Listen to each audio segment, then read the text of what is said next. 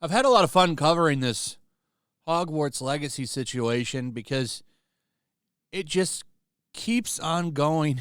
The people that are going after it are having legendary meltdowns. I've never seen meltdowns get to this size. This really has been a crazy situation. You've got Wired here trying to go after the game, put out one of the worst reviews I've ever seen. I've talked about this review already in like 2 videos. But it's a good segue into how successful the game actually has been performing. It's now the biggest Harry Potter game launch of all time. Physical sales up 80% over last year's big fantasy game, Elden Ring. And that is the big story. So not only is it the biggest Harry Potter game launch of all time, it might be one of the bigger launches of all time. Its sales are up 80% over Elden Ring. And I want you to remember how big that Elden Ring launch was. I'm not saying the game is better than Elden Ring. I haven't played enough of this game to make that kind of a statement. Elden Ring is probably one of my favorite games of all time. Really loved that game. I put over 100 hours into Elden Ring. But the fact remains that it's, at least on the boxed charts, which I know isn't an indicator of everything because we don't get sales numbers anymore. We used to get charts over here in America, but they got rid of those for, I don't even remember the reasoning for why they got rid of the American charts. All we have left are the UK box charts.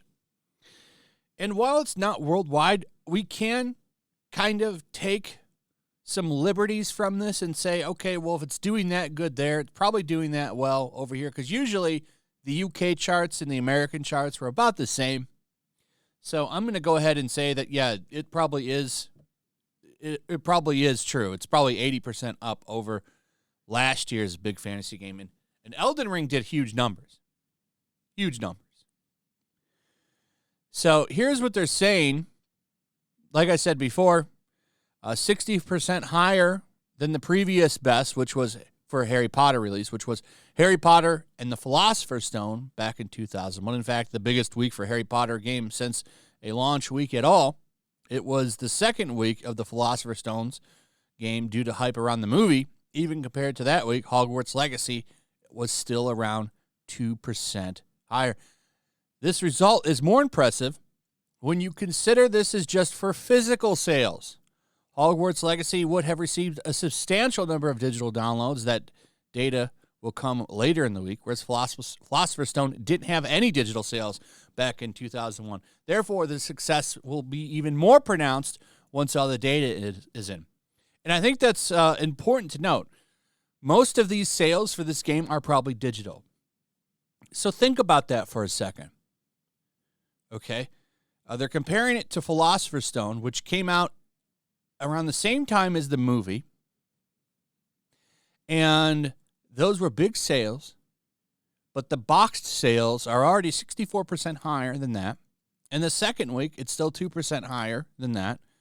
And that's not even counting the digital sales of the game. I think this game probably did huge numbers. I can't wait to see the numbers for this game, if they'll even tell us. But here's more. There's more. Harry Potter is the 26th biggest video game franchise in the UK, just behind Forza and Legend of Zelda, compared to last year's big fantasy release, which was Elden Ring. Hogwarts Legacy's sales are up 80%. 82% of Hogwarts Legacy sales were on PS5, with the remaining 18% on Xbox Series and Series S and X. And the sales will likely reduce the gap between the two platforms, as Xbox's digital share tends to be higher than it is in physical, in part which to the popularity of the digital-only Xbox Series S. So here's the chart. I just want to show you this. So this is the top 10 physical sales ending in the week of February 11th.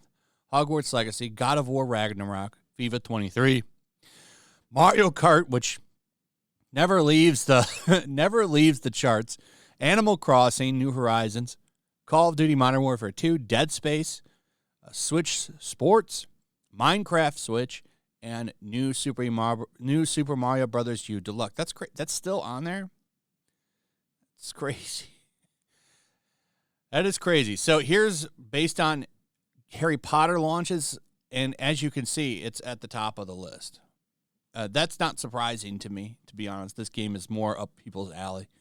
You also have VGC talking about this. Hogwarts Legacy's UK first week sales are 80% higher than Elden Ring, which I think is a story that more people should be talking about because Elden Ring had a huge launch. Elden Ring was a huge game, had a huge launch, and a lot of people following it, and it's defeated that game. Don't worry, though. You can always count on Kotaku to be salty about that. Hogwarts Legacy's Steam forums are a mess right now. Rampant phobia was all over discussion boards before the digital game was even released. I don't even think Kotaku has released a review for this game. I don't think they've released a review for this game. Not surprising. Not surprising at all, really, but kind of funny. Yeah, I don't think they've released a review for it. I could be wrong, but I'm pretty sure they haven't released one. Because, everybody wants to read that review. Because it's going to be full of salt, for sure. Instead of putting a review out there giving you this, you can get these type of witch games as a cool alternative to Hogwarts Legacy. And then, of course, you've got the Israeli Times, the Times of Israel, is now talking about the goblins in Hogwarts. Now, what's funny about this is since them calling the game some kind of evil game towards trans people wasn't working, now they're going to go after the goblins, which, of course, is this strange narrative about the origins of the goblins in the Harry Potter universe, which I think is ridiculous. But that seems to be where they're going now. They're also still going with this. New York Post covering Harry Potter game slammed as genocide simulator. Okay. Get out of here. This is insane. A lot of the melting down has kind of gone quiet over this game. The melting down over this game it seems like it's kind of quieted. I think now after a year, they've figured out that they've caused this game to sell more than it ever would have. Now, I think this game still would have been successful without all of this crying. It's a Harry Potter game. Harry Potter is a huge franchise. However, I do think the people crying about it helped it sell a lot better than it would have without them. So maybe they finally figured out if they just be quiet, the conversations revolving around the game will quiet down a little bit, especially because it's a single-player game, and people just eventually stop playing single-player games. So either way, huge week for this game.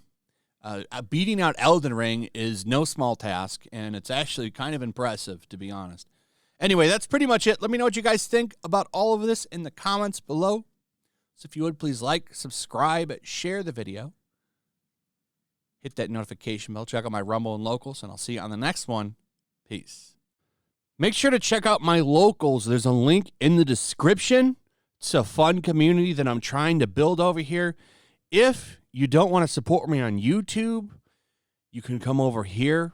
None of that money goes to YouTube. You also can just come over here for free. But if you are a supporter over here, I do plan on doing an extra live stream once a month and throwing links to the supporters so you can actually come on and have a supporter live stream with me. Also, it's a good place to catch all of my content. You don't have to worry about notifications like YouTube. They'll definitely work over here. So come check out my Locals.